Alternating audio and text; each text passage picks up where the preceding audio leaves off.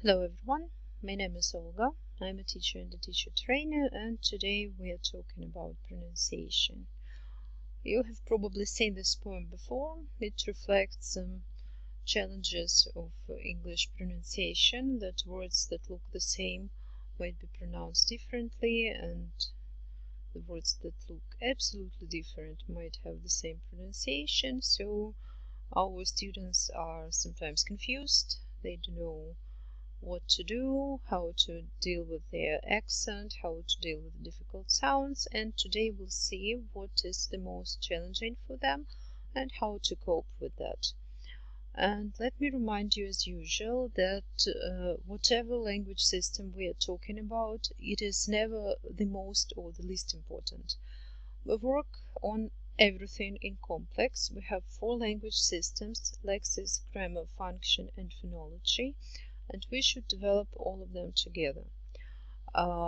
As well as language skills, speaking, writing, reading, and listening. It's not really applicable to writing and reading, as you can imagine, so pronunciation is mostly about speaking and listening, but anyway, all our lessons are integrated skills lessons, and we focus on everything related to the other spheres.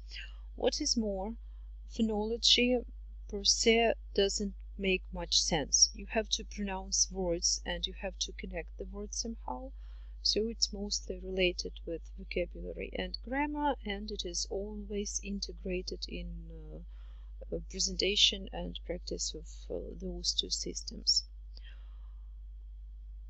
When we have this webinar in the online mode, when there are real participants, and they are asked this question, they mostly choose the last option.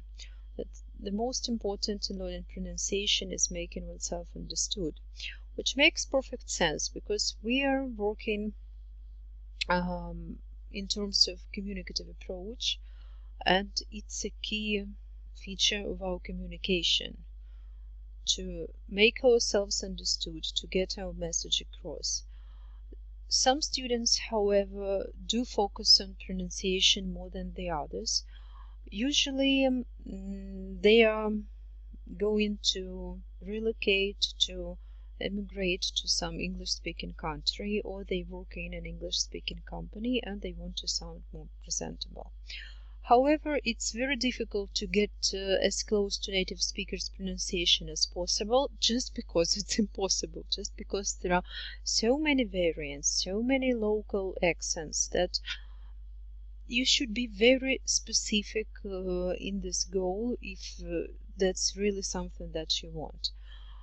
If a person is going to live in a particular province in Canada and they want to be more marketable, let's say, to have better chances at getting a new job there, then it makes perfect sense for them to work with a native speaker from that particular province and to practice their pronunciation with the person who is a local. In all the other situations, it's doubtful if we really need to get rid of all the features of our own accent. It makes sense only in terms of making yourself understood. And as modern linguists and experts in methods of teaching say, it's not really good for your psychology to get rid of all the features of your own pronunciation, because in this way you are pretending to be someone you are not, some other person with a different voice, with different intonations and different sounds. And if the features of your native language do not prevent you from communicating successfully, then you should be okay, and you might or might not improve your pronunciation just to sound a bit nicer, but the main thing is still to be a successful communicator. For example, I have a student who's been living in States for more than 10 years, and when he first came, he was trying to imitate the locals, but he failed because they didn't understand him well enough. I have no idea what exactly he was trying, because it was long ago. Now he's a good English speaker. His level is advanced. He has a good vocabulary, good grammar, he's very fluent, he speaks fast, but he has a thick Russian accent, like really thick. Somehow it doesn't prevent him from communicating. Everyone understands him. He has a good job. He works mm, at some IT company, don't know which one exactly, but he's quite successful and his accent doesn't stop him from being successful. So maybe it's not his goal to get rid of his accent as long as he makes himself understood. What can be a problem for our students is the following. It's what they can hear and what they can say. It is true equally for sounds and intonation. Sometimes there are sounds in English that are not presented in the person's native language, like Russian speakers might have difficulty differentiating long and short vowels like E and I, or speakers of Arabic don't have P sound, so pat and bat is the same for them, like L, R for Japanese speakers. Well, that could be a difficulty because that does not make you understood if you confuse such sounds. So this is where we should work. This is a feature that we should get rid of. If people don't hear that, it's difficult for them to say, to pronounce. Well, difficult does not mean impossible, and today we'll be talking about how to eliminate those difficulties, how to help our students. And in general, what do you think the key to success is? What should we do? To teach them a lot of technicalities, to make alveolar sounds and where your soft palate is and how your tongue should be rolled and so on? Or to let them just listen, notice, imitate, and acquire some pronunciation features? In terms of the communicative method, the second approach seems to be better. It's difficult to do without any teaching and any explanation at all. Like if we take the th sounds, it doesn't hurt anyone to know that your tongue should go between your teeth, right? But a lot of explanation might be difficult to process because we're not training linguists here. We are giving people the tools to communicate.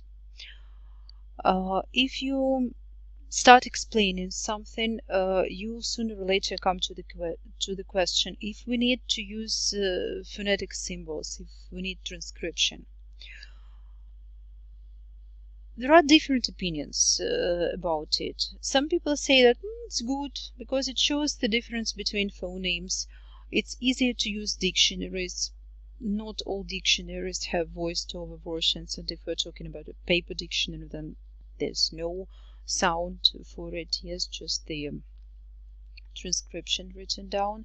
It's easier to explain, easier to correct, because if you have the chart with those symbols and you show two different positions, two different symbols, then they clearly stand for two different sounds. The only disadvantage is that it's an extra work for a student. It's something that they should memorize, something that they should process, but we never ask them to write the symbols and we never teach them all the transcription at one go. It is usually distributed through the beginner course. If the student is of a higher level, still you can do it like an additional work, but not in one day. And basically that's not too much work. Most symbols are more or less like letters and it's not difficult to remember. So in general, we assume that knowing transcription is good for our students. Let me show you this chart composed by Adrian Underhill, and I definitely recommend googling him, finding him on YouTube and listening to some of his presentations because he's a terrific methodologist, he's a good speaker, he's a good teacher. He can do it better than I can because it's actually his brainchild. This chart represents all the sounds in this compact form, and it's very well thought and it shows the difference between sounds clearly. So if we start pronouncing E, O, U, we can physically feel how our sounds move from the back to the front of our mouth. And there are a lot of features of that. Good news is that nowadays everything is online, everything is interacted, and the chat is not an exception.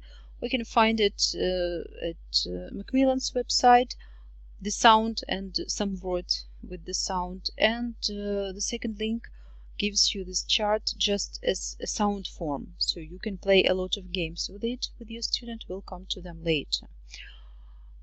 It's a good tool if you teach beginners or people who have some problems with pronouncing particular sounds. You can do a lot of things with it.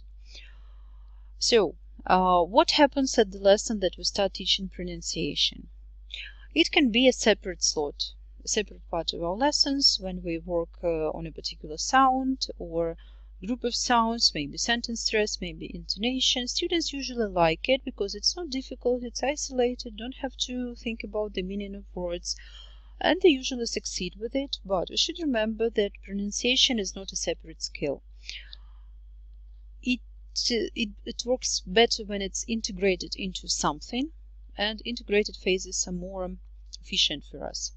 Because here we combine pronunciation with listening practice. We imitate the speaker, we catch some intonation patterns from them, and pronunciation is always a part of vocabulary and grammar presentation and practice. How it is done, we discuss during our vocabulary and grammar webinar, so welcome if you haven't been there yet. And the third situation is opportunistic teaching.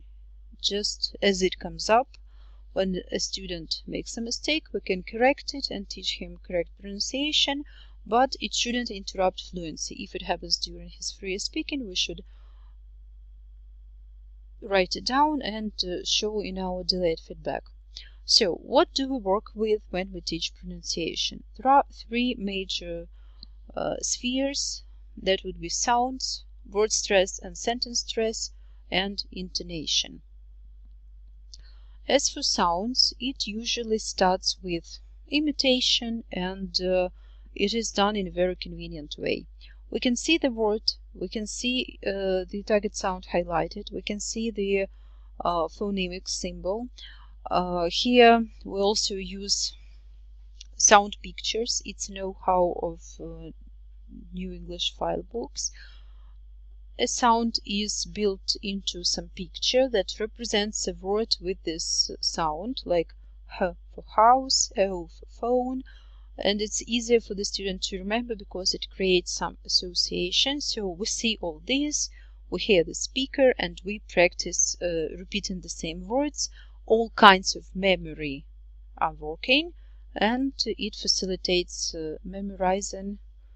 It's easier for the student to remember because whatever kind of learner he is, he is bound to succeed. Then they move to practicing sounds and differentiating between them. Like here, we can see plural endings of nouns with z, s, and is endings. So they have words to distribute in three groups according to their pronunciation. It's their work to say the word correctly and to hear the sound, and only then they listen and check. So they practice more independently. And then they move to reproduction in a different sentence. First they have sample words with this word. They listen and repeat, and then pronounce sentences, practicing without the sample recording, just from their experience of pronouncing separate words. Yeah? So here it is a bit more challenging task, but the students are more efficient by this time. So when we work with sounds, we proceed in the following way. First, we need to demonstrate the sounds to show the student what they're going to deal with. Usually we have a recording for that. We can listen to native speakers. then we might need some explanation. It's better done in the form of eliciting. So get the student to process this information and to see that there are two different sounds, let's say E and E.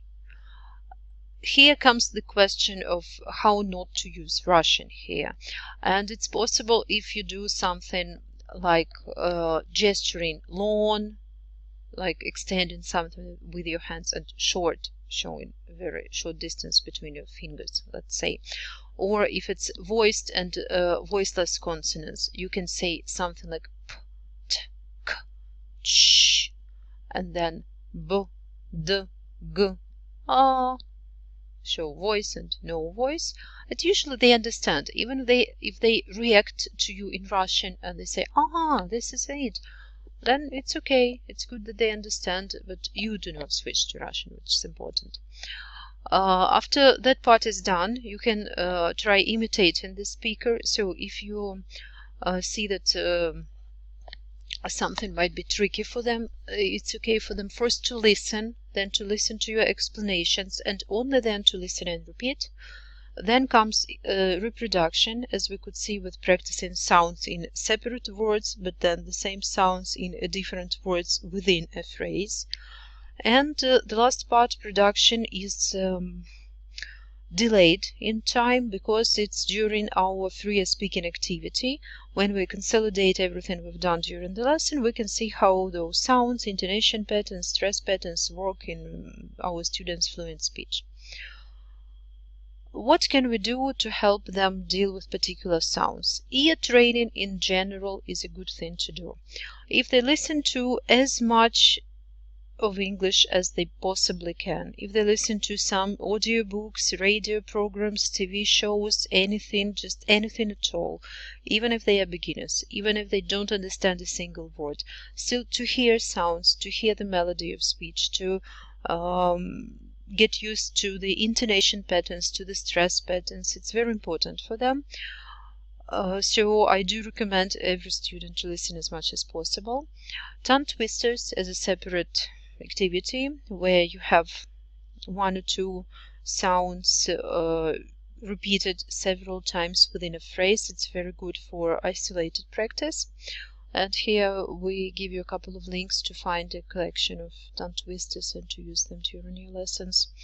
Games with sounds. For example, you can use Mr. Underhill's phonemic chart. You can play bingo, like you click the button with the sound E and the student should say something like sheep, or you click A and the student says cat, or vice versa. You say the word cat and the student presses the button. Anagrams, when you make it like K, A, T, the student should say the full word. Well, with longer words it might be more challenging. Category words, you can combine it with vocabulary practice. If you have studied colors, food and clothes, and you say or you click on the sound E, your student should say green, cheese and jeans. So here you receive the words with the target sound. The next portion that we work with is stress. As for word stress, we start in the same way as practicing sounds. We see the words, we see the stressed syllable highlighted, we listen to the speaker and we repeat. All kinds of memory are working and it facilitates memorizing. Be careful with the way you mark the stress. So here we can see coffee, sandwich, it is underlined. In the title of the task we can see coffee or coffee, it is capitalized. You can do whatever is convenient. The main point is to be consistent. If you always mark the stress with capital letters, just keep doing it all the time. If you underline, keep underlining. Now on our platform we have different options of doing it using our notes. If you are using the Skype chat, capitalizing seems to be more applicable. As for sentence stress, it starts in the same way. See the sentences, listen to the sentences, repeat the sentences. At first everything is marked, but then they move to more independent work. they have to listen and say which words are stressed, so to identify the stress. The stress patterns are important because they change the meaning. We can practice something like this with our students to highlight different words in a sentence and to see that it changes the idea. So if I say Michael wanted to buy the red shirt, not the red jumper, or Michael wanted to buy the red shirt, not sell it or not borrow it. Michael wanted to buy the red shirt, not Jake. We highlight different words and the idea in our sentence is absolutely different. So you can play a similar game to show the student how it works. What helps us with sentence stress? First of all, shadow reading. We have our recordings that accompany our reading texts, and we have transcripts for listening. We don't have to do it at every lesson and with every student, but we can employ them for practicing sentence stress if the student has difficulty, if they misplace the stress and sound unnatural because of that. So you can just explain that now we are doing this for the sake of improving our pronunciation, or you can give some just general understanding task after everything has been done for your listening and reading practice. It's like the third time we address the same text with a different purpose. The student sees the text, listens to the speaker, and reads after the speaker, trying to imitate the speaker under his nose, like not very loudly, to be able to still hear the speaker. In this way, he forms some 3D models of sentences, of stress patterns in his head, and later he learns how to put the stress in the same way himself. Beating the rhythm like it also works well. We can accompany some sound effects when we practice our sentence stress, humming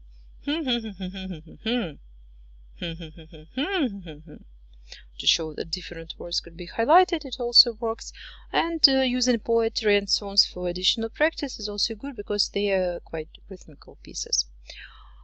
So the next portion of what we work with is intonation, and it's also important because it conveys the meaning.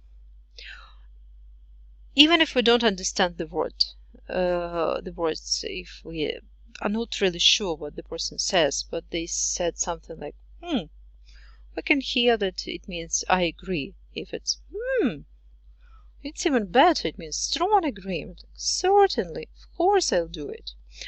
If it is, like I agree, but don't you think? When it falls and rises, it's a bit uncertain. And if the person sounds like that's interesting, which is not really interesting because it reflects boredom, we can guess a lot from intonation. You can play a similar game with your student. If sounds too difficult, you can take a word like yes, yes, oh yes, to show the difference in the meaning.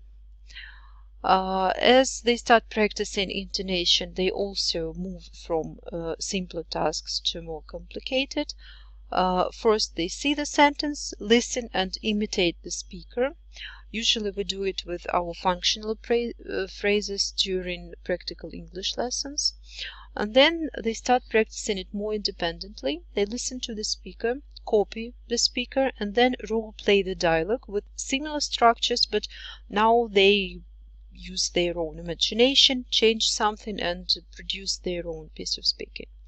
What helps us with intonation? Humming again, whistling. I'm not good at whistling, sorry. Singing sentences can help to show the melody. Hand movements, like beat the rhythm with your hand and it goes up and down to show the key stress in the sentence. Say the sentence with different intonation to show different emotions, different meanings, and some teachers encourage students to feel the emotion, like sound interested or sound nervous, sound resentful, show something with your voice.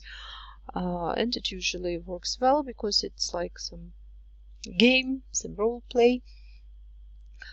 Well, to incorporate all this, we should always make sure that our students can work with sounds, intonation, and stress, not only in isolation but in connected speech. Here we have three important stages. It's comparing sounds. Let's say a modal verb can doesn't sound like that in a sentence. We say I can read, I can speak, so it sounds mostly like can, not even any vowel inside, or just a schwa. And it should be clear for the student. Again, if we talk about stress, I can read and I can't read.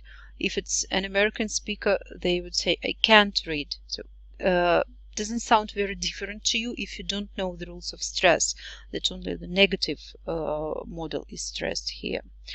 They should be able to identify, to listen to such sentences and to write down the correct form, and then to produce it in their fluent speech. So here we pay attention to their speaking during the free speech practice, how they incorporate all those phonetic features into their speech, if they use contractions, weak forms, if they sound natural, and such like. As for correcting mistakes, we give delayed feedback.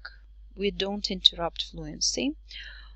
If there was a mistake with sounds, we can use our phonemic chart to show the difference, or just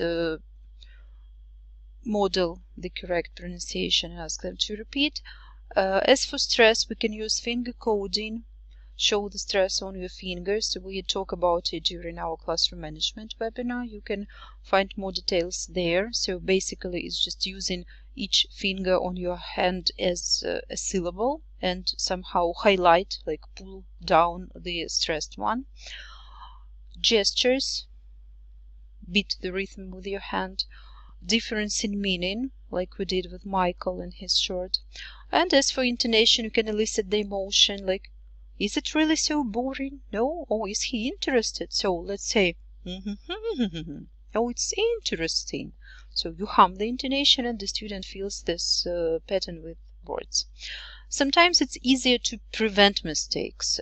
Before you start working with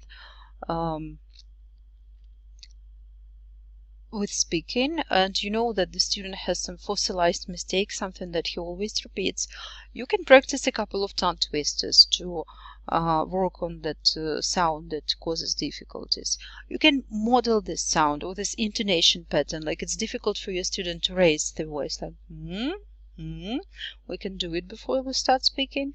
We can play some games with like snowball. You repeat the words with the same sound, like cat, cat, hat, cat, hat, rat, and such like. You can ask questions and give answers with the same sound. If it's difficult for the student to come up with ideas, you can say, why did you buy a cat? And you say rat, and the student answers, I bought a cat because I have a rat in my house. Doesn't sound very intellectual, but it's just a sound practice. And it's very important to give natural models when we present grammar. For example, here it's third conditional. The structure is quite wordy, so we should use back chaining to highlight the target words and to make them sound clear. Like it's not would have done, it would be would have done, and in the connected speech it made shorter. So you should practice like exams, in the exams, better in the exams, done better in the exams, would have done better in the exams, and you do the same with the first part.